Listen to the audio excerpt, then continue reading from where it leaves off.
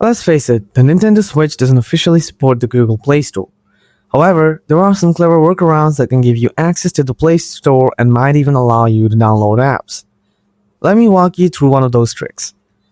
First, open up your Switch and tap on your profile at the top. On your profile page, scroll down to User Settings.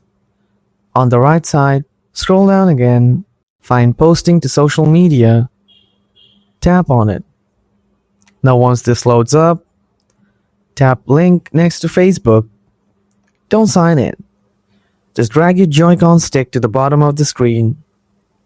Here you should see this tiny Facebook Lite option. Select it and press the A button. Now tap Get it on Google Play on the screen here instead of download. Google Play has opened up.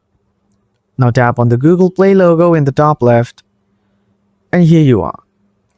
That's how you access the Google Play Store on your Nintendo Switch.